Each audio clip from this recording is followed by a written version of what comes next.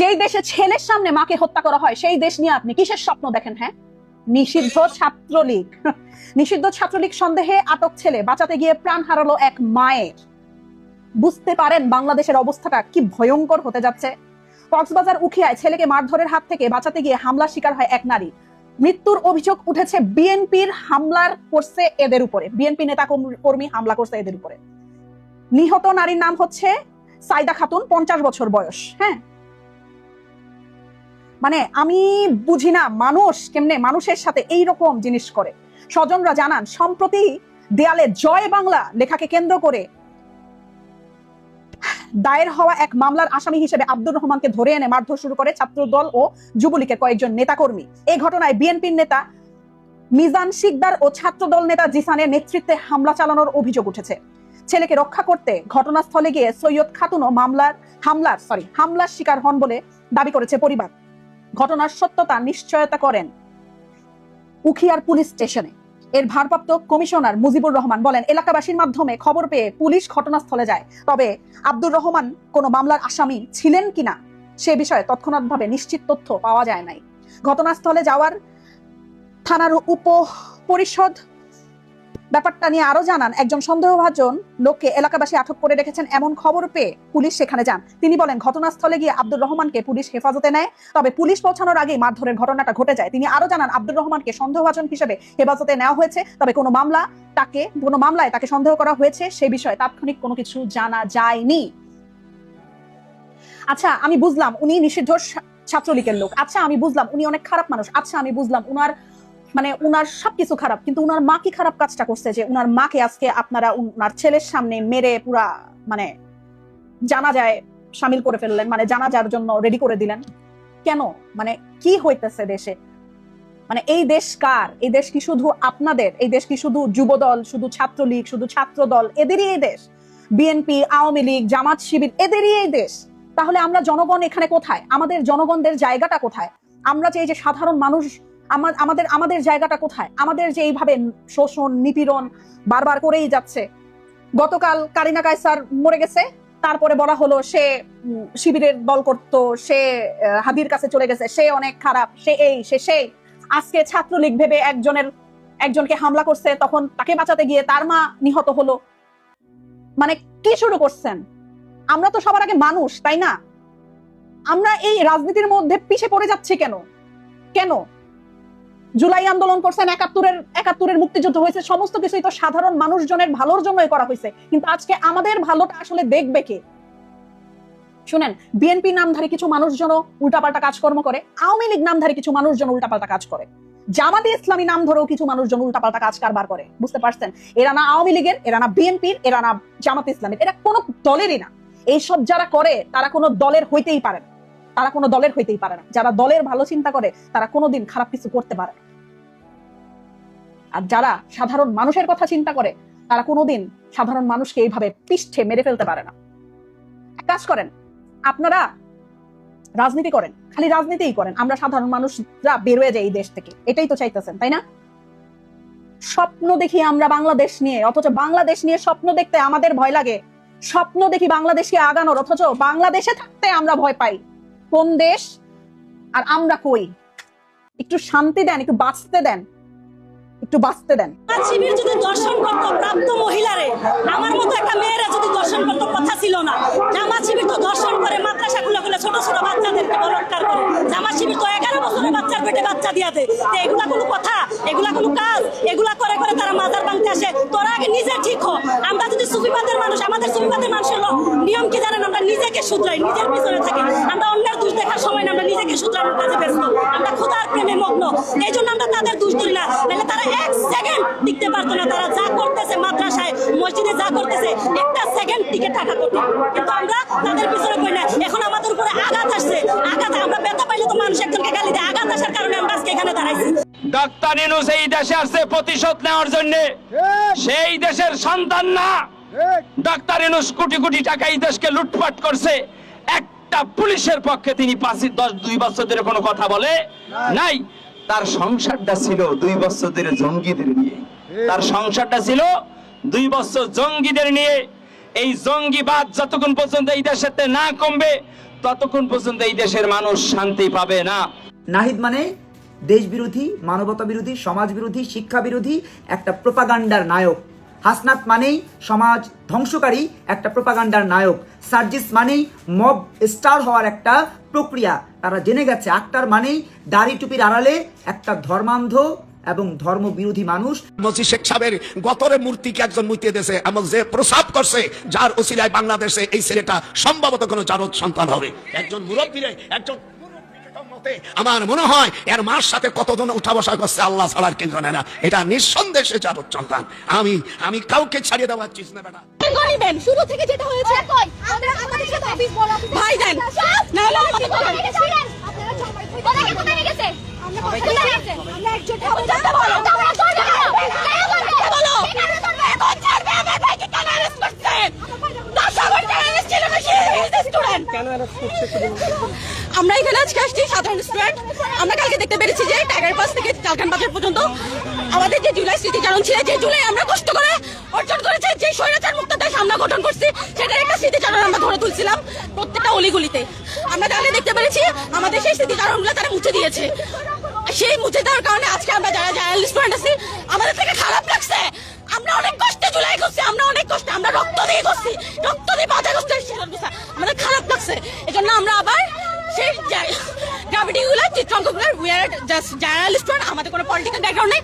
As a student আমরা এখানে আসছি যে স্মৃতিচারণ করতে। 130 ধারা জারি করছে আজকে মেট্রোপলিটন কমিশন, কিন্তু তাদের ধারা অনুযায়ী কথা বলছি, ওনারা ছেড়ে দিচ্ছে।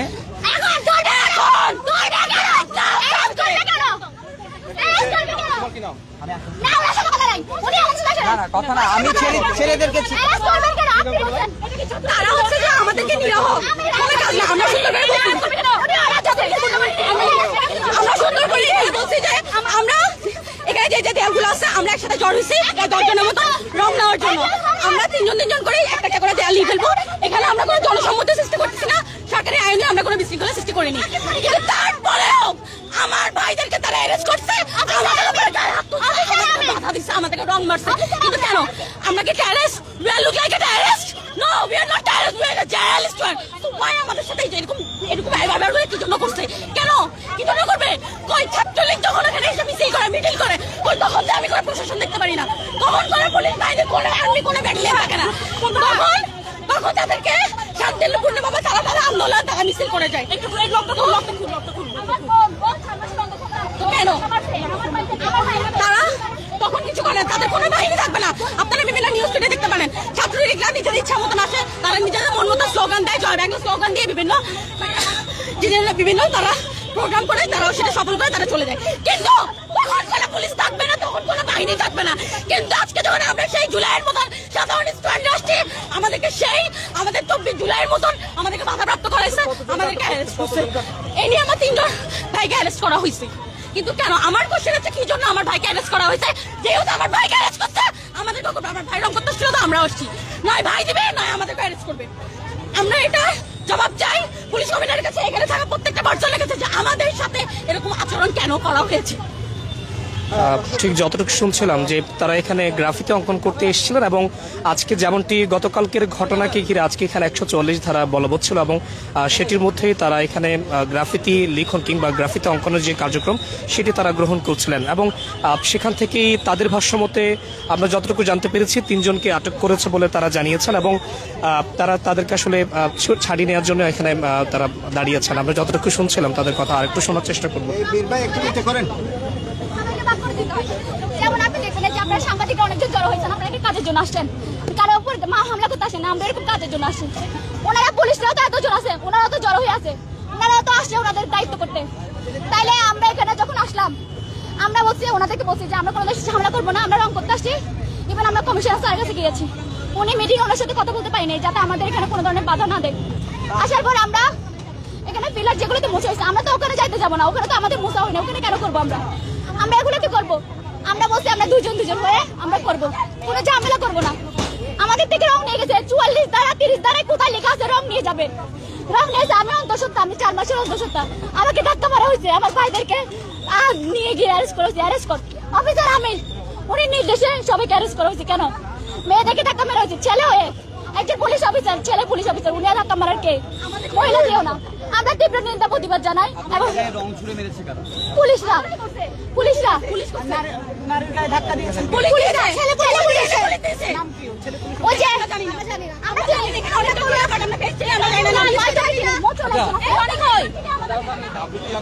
এখানে গ্রাফিতি রং নিয়ে আসছে, প্রায় 50-60 জনের একটা টিম নিয়ে আসছে। আমরা ওনাদেরকে বিনয়ের সাথে অনুরোধ করেছি যে এখানে চট্টগ্রাম মেট্রোপলিটন অধ্যাদেশের 30 ধারা মোতাবেক যে কোনো ধরনের অবৈধ সমাগম, অবৈধ সমাবেশ, মিছিল মিটিং সমাবেশ, যে কোনো ধরনের সমাবেশ নিষিদ্ধ আছে। ওনাদের সাথে বারবার রিকোয়েস্ট করেছে। আমি কথা বলছি ওনাদেরকে অনেকবার রিকোয়েস্ট করেছি।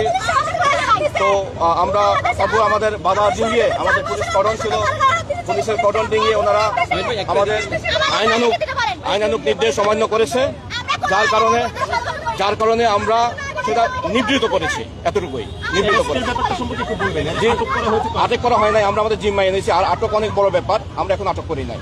যেহেতু আইনশৃঙ্খলা পরিস্থিতি, নগরবাসীর নিরাপত্তা এবং আইনশৃঙ্খলা পরিস্থিতি স্থিতাবস্থা রাখার জন্য আমরা আমাদের জিম্মায় এনেছি। আমরা তাদেরকে যে কোনো মতো ছেড়ে দিতে পারবো। পরবর্তী কার্যক্রমগুলো কি হতে পারে এই জায়গায়? আমরা এখানে আমাদের যেই এলাকা ডিক্লেয়ার করা আছে 30 ধারার আওতায়, আমরা এগুলো নিরাপদ রাখবো।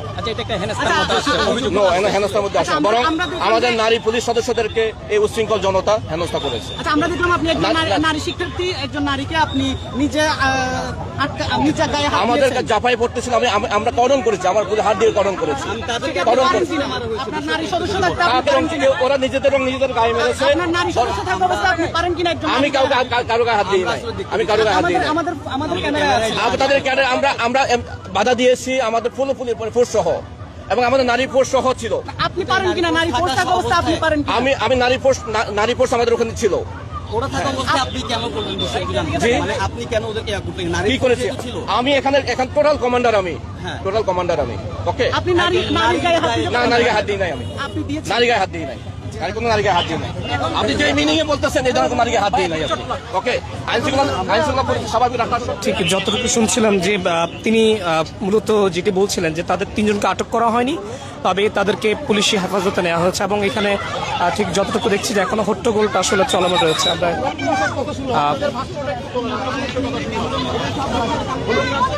নিশ্চয়ই আমরা যতটুকু দেখছিলাম যে গতকালকে যে হট্টগোল সেটিকে নিয়ে আজকে তারা আবারও গ্রাফিতি করতে এসেছিলেন এবং তাদের কাছে 3 জনকে পুলিশ আটক করেছে বলে তাদের অভিযোগ। এবং পুলিশ যেমনটি বলছিলেন যে তাদের গায়ে হাত তোলা হয়েছে এমনকি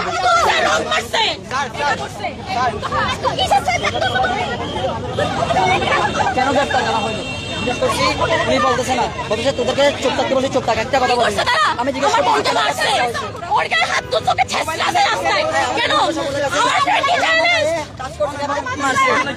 মারছে কেন? একটাই রিজন, সেটা হচ্ছে আমার ফোন নাকি ফ্লাইট মোডে দেয়, এই জন্য আমাকে মারছে। আচ্ছা,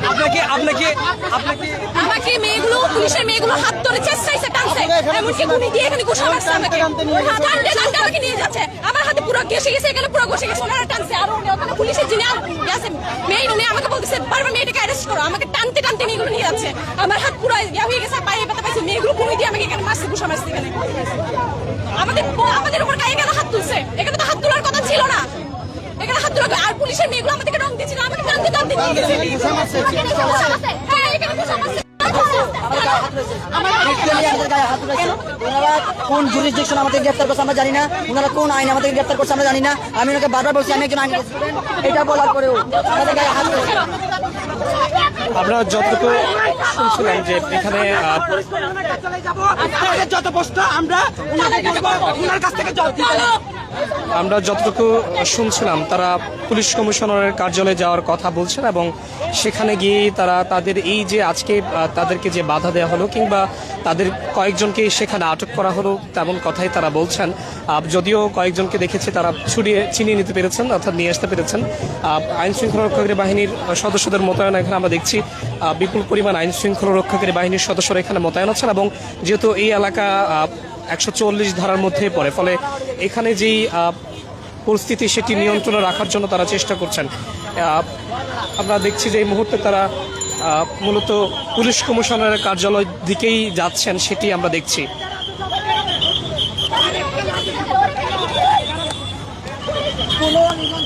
মূলত তারা যেমনটি বলছিলেন, তারা এখানে গ্রাফিতি অঙ্কন কর্মসূচি হিসেবে এখানে আসছিলেন এবং সেটিকে ঘিরেই মূলত পুলিশ তাদেরকে বাধা দেন এবং এক পর্যায়ে যখন তাদের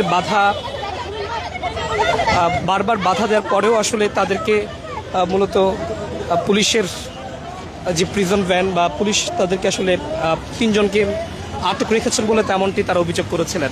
যদিও আমরা এখানে যিনি ডিসি আমিনুল রয়েছেন তার সাথে কথা বলেছি, তিনি যেমনটি বলছিলেন যে তাদের 3 জনকে হেফাজতে নেওয়া হয়েছে, আটক করা হয়নি এবং তিনি পরিস্থিতি নিয়ন্ত্রণের জন্যই মূলত এটি করেছেন বলে তিনি গণমাধ্যমকে জানিয়েছেন। এর বাইরেও আমরা এখানে যারা শিক্ষার্থী যারা ছিলেন, যারা এখানে গ্রাফিতি অঙ্কন করছিলেন, তাদের সাথে কথা বলেছি। তারা আসলে যেমনটি জানিয়েছিলেন যে তারা আজকে কোনো ধরনের রাজনৈতিক কর্মসূচি নয়, তারা মূলত এখানে তাদের যেই গ্রাফিতি অঙ্কন কর্মসূচি সেটির অংশ বিশেষ হিসেবে এখানে এসেছিলেন এবং তারা গ্রাফিতি অঙ্কন করছিলেন। যেহেতু গতকালকে আমরা দেখেছি গ্রাফিতিকে নিয়ে আসলে বেশ উত্তেজনা তৈরি হয়েছে এবং আজকেই গ্রাফিতিকে নিয়ে আসলে তারা কোনো ধরনের সভা সমাবেশ কিংবা মিছিল না করার জন্য সিএমপির পক্ষ থেকে নির্দেশনা দেওয়া হয়েছে এবং এই বিষয়ে 144 ধারাও জারি করা হয়েছে। ফলে এই এলাকাটির মধ্যে যে তথ্য তারা বলছিলেন যে তারা